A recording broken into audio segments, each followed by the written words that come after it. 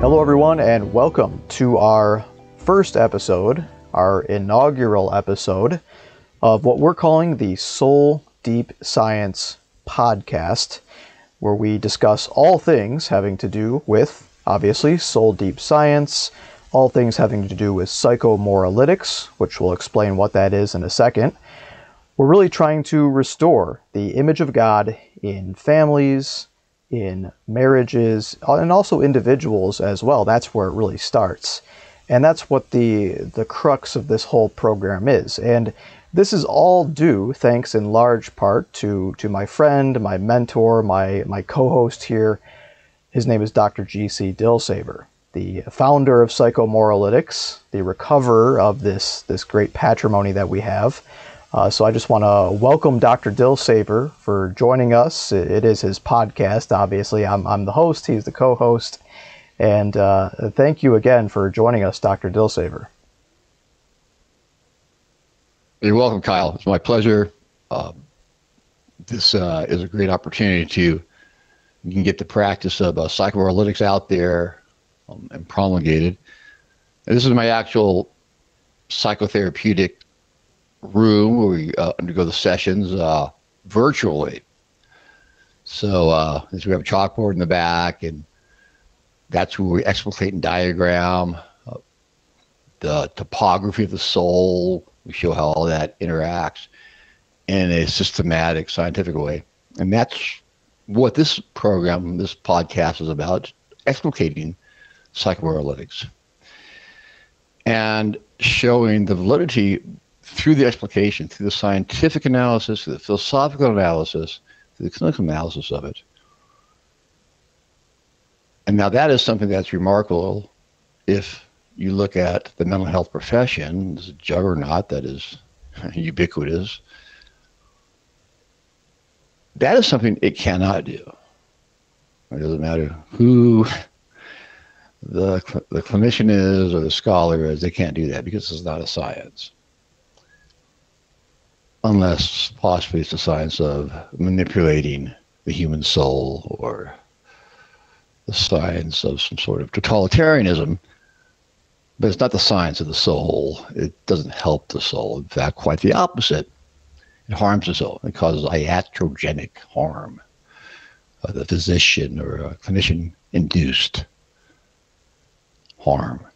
So psychomorlex is also a way to help liberate the human person from the tentacles and manipulation of that system itself. And so we hope to be able to promulgate this, really make psychomorlex the alternative to the psychological industry, the psychiatry industry, the pharmaceutical state insurance industry, i.e. the mental health professions. Well, that's great that you've invited us into a very intimate space there where people see you on a regular basis for clinical psychomorletic therapy. Kyle, can I say one thing? Yeah. You can see me. I don't know if some of your audience can. They may be listening, but you see this chalkboard and everything. But this is SoulDeep Science, right? So here, yes, we go very deep. We go into the soul. And of course, you see people face to face. There's SoulDeep. Now that's what happens when you look around. You see the chalkboard behind you? What do you see there? What was that stuff they had in Ghostbusters? You know, that stuff that was you get slimed with? The slide, the ooze, yeah. Yeah, I thought they didn't have some ectoplasm. Yeah, ectoplasm. See it? Yeah. Oh, that that's is there. happening through cyberspace, and we got ectoplasm all over the walls. Yeah. So we go deep. Yeah. I need my PKE meter to check the levels on that. But yes. That is really great. And I wanted to ask you about that. You mentioned SoulDeep Science, and it is the name of this podcast. What makes psychomorlex, which we will define later, what makes that a soul-deep science? And can there be such a thing as a soul-deep science? Because, you know, our empirical world tells us that no, there's no soul. Right. Well, that's one of the problems, of course. When you say science, people think you're just talking about empirical, quantifiable science. Science is any systemically organized, integral work that explains a phenomenon, describes something. And so that's what psychomorlex is. So it's totally integral. It's totally scientific. Now, if you reject the spiritual element of man that even has a soul, then you reject psychomorlex as well, obviously. But if you come from the premise that he has a soul, etc., the psychomorlex will apply. It comes from that Western tradition way back to the Greeks, the early Greeks and Plato, etc., who really explicated the soul. In a philosophical way, the necessity for a spiritual element in the human person because he's a rational, volitional being, that was a Greek insight. And although they were deficient in other areas of the anthropology, coming from Plato's forms, see a lot of mistakes even in Aristotle that have unfortunately sometimes even been passed on through later, particularly through Catholic channels or Taoistic channels. But be that as it may, that understanding the human person with the soul, that is intrinsic to, again, the Western thought, but it's intrinsic also to any people anywhere, in a sense. They have a spiritual sense. They know there's something else, and they have a sense they transcend. Now, of course, as well, then with salvation history and through the Judeo-Christian tradition, that soul, of course, is the image of God, Imago Day. It is the same soul, though, that the Greeks were describing philosophically. Man's rational, volitional being, and of course, as an incarnate being. So that's what we explicate. And if you accept there's a soul, you can't accept the mental health model. You have to understand there's certain areas that we will explicate later on here that are absolutely necessary. And they all logically follow. Now, people will practice psychomorlex differently. It could look a lot different. Someone could maybe, you see psychomorlex taking place maybe on the beach somewhere, on the surf or something. We don't know. Who knows? Or anywhere. I'll sign up for that one. If you're doing it on the beach, I'm down for that. Right. That's now I'm up in Northwest Montana, and we're starting this off here in the winter, though it is breaking. Praise God, it's warming up out here. But you're from California, right? Originally Southern California, yes. But I'm thinking about opening a clinic up in Brazil, and I'm going down there and visit, for a couple months every year. I don't know how the wife and the kids would feel about that, but that's if you want to do that. I'm thinking my wife would be. Oh, you think just your wife? My wife would, yeah. And the kids can take care of themselves, right? Yeah. I know you have a whole army of kids, so it's right. Well, we could also do this. We could you can pair it just like this virtually. Yeah, that's right. And that's one of the interesting things you mentioned about your clinical practice now is that a lot of it is virtual. I know you have experience back when you were stuck in the mental health system. That was more in person, but nowadays it seems like it's more virtual. So I know we hadn't planned on talking about it, but is there any downside or maybe upside to the virtual as opposed to like an in-person psychomorletic session? Well, we were well prepared. Of course, we had a lockdown, so we didn't lose a beat for that. But we were doing a lot of virtual. Now, the reason I got into virtual is because my original clinical practice was just right there, people coming in, and that was in Harrisburg, Pennsylvania. And but the first virtual I started doing was either with the Amish or with some kosher nuns. I think it was some kosher nuns or the monks. Anyway, but in the Amish case, they would go and visit early in the morning. Go visit their Mennonite friends who would have like a phone out in the barn or something. So yeah, so they'd go use that when we would talk. But and just kind of a side note, interestingly enough, I had worked at Philhaven Hospital, which was a psychiatric hospital. That's where I did my internship. And that hospital in Pennsylvania was Mount Gretna, Pennsylvania, my internship. That hospital was originally founded by Mennonites who were conscientious objectors, to pacifists, and really founded during World War II. they want to do something to help out those that needed mental health, so-called issues. So they started working in that area, and then they found a great need for something, and they built this hospital. But however, Phil Haven it was Christian, so I was able to I didn't get in. I had written my dissertation on Thomistic psychology, Imago Day Psychotherapy, a Catholic conceptualization. That was my dissertation at Regent University. And Regent University it's Pat Robinson School, evangelical. But it's an accredited, they have a top program there, a PsyD program, and I was given a Catholic scholarship to go there. So I did indeed, and wrote my dissertation on again this Thomistic psychology, developed it there. And I'll say, give a kudos right now to my clinical director, who was Bill Hathaway. Most evangelicals have no idea about the philosophical aspect of theology. It's a separation, of course, from nature and grace. And so, but Bill actually had a master's in philosophy, so he was very open, guy. So we had a great relationship the whole time there. And I was older, so it was great. He was a good man. And I remember he said, "Yeah, Thomistic psychology. Oh, that'd be great." He goes, "Well, I guess the devil's in the details." So, so that's what, under that we published Imago Day Psychotherapy, and the experience when you go to through the whole program, through everything, it's the need to keep your bearings and understand who the human person was and is. So I had that basis even before I went into clinical psychology. There was that touchstone, firmly inculcated in my mind, and in my heart, what the human person was. That he was really, in his essence, he's a seeker of truth. He's a rational, volitional being, and he has to navigate this world, this vicissitude of this valley of vicissitudes, and psychomorlex helps him do so with hope and courage, helps them endure the sorrow as well, so they can also have the joys.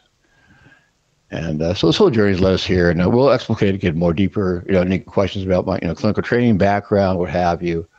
But again, happy to be here and ready to get, it's not about me, it's about psychomorlex. So if you have any questions about that, please let me know. Yeah, well, I want to give you some credit. I mean, someone had to, as you say, recover what was lost, what should have been integrated into psychology from the get-go in the modern period, but it wasn't. And I encourage people out there to get the one of your first books. I think it's your first book, right? Imago Day Psychotherapy.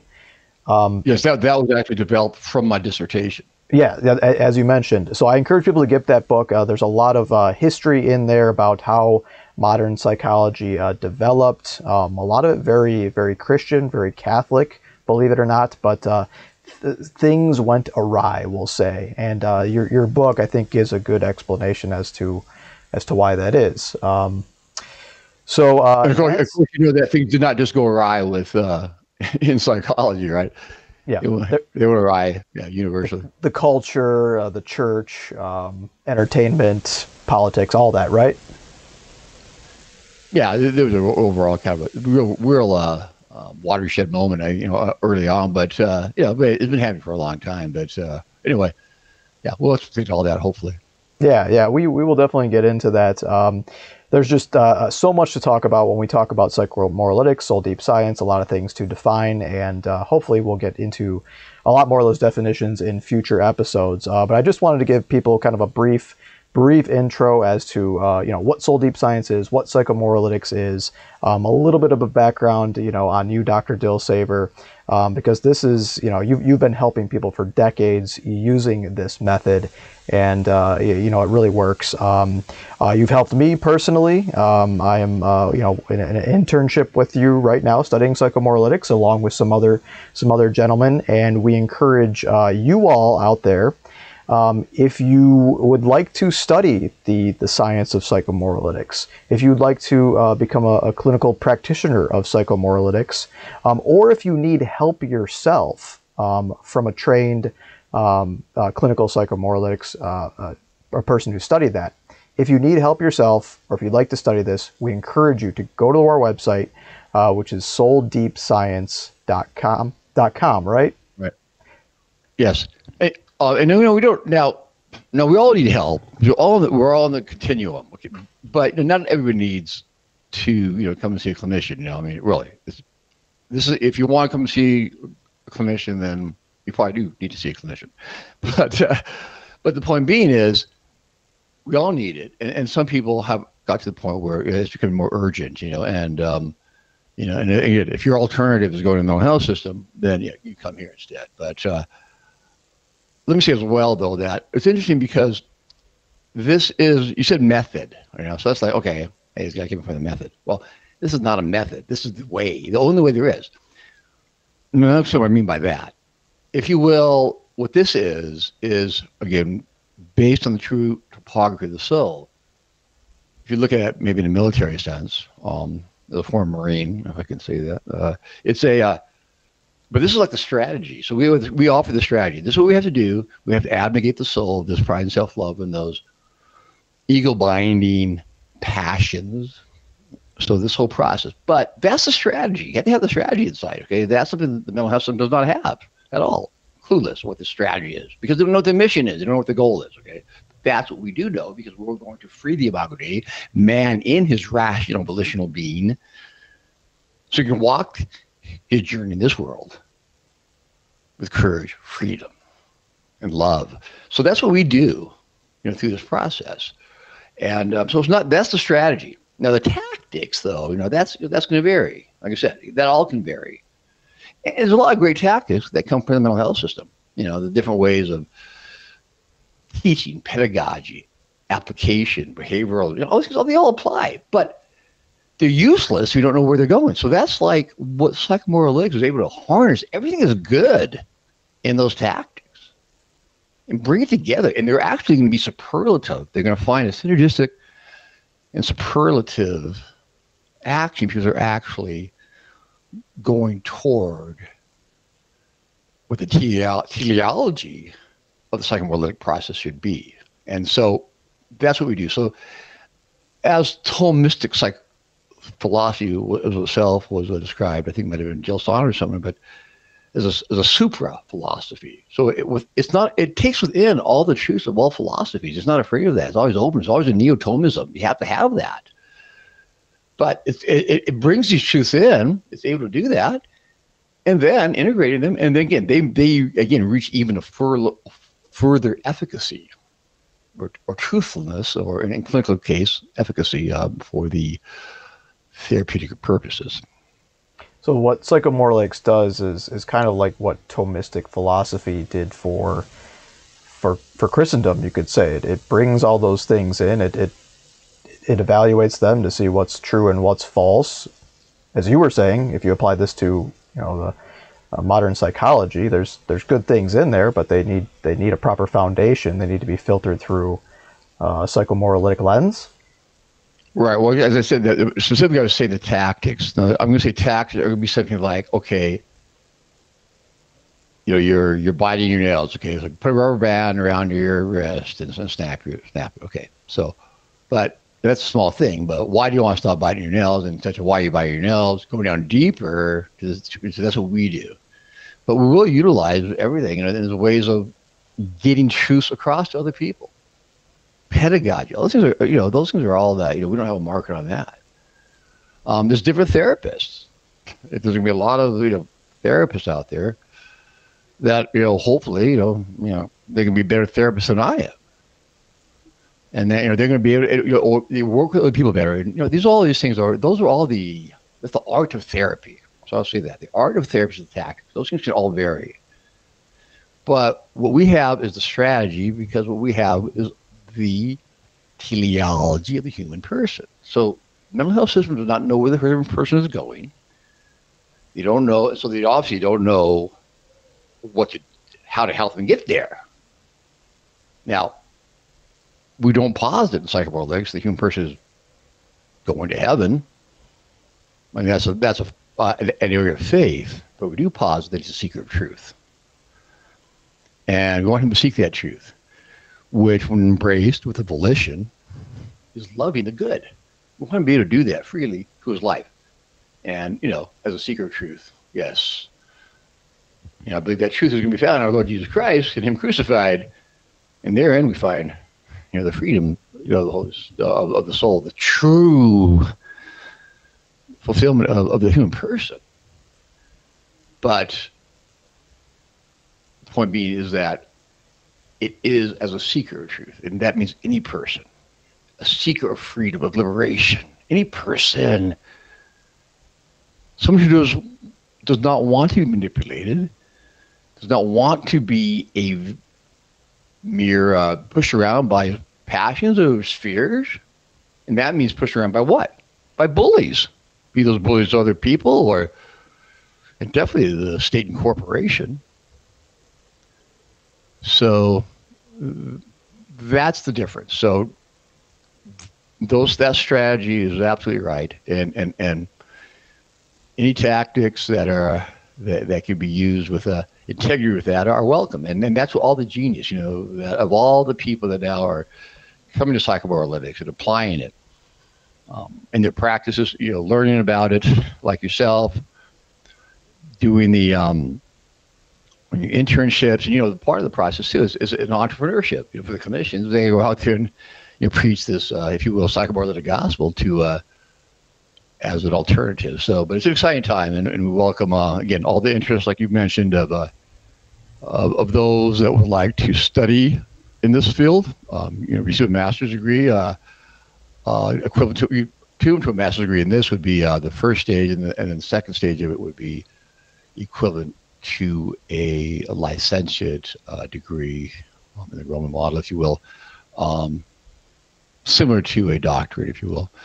So that's what we're offering, and again, we're very happy to be able to get this message out there. Yeah, again, if we didn't mention it before, we're calling it the Institute for Psychomorelytics.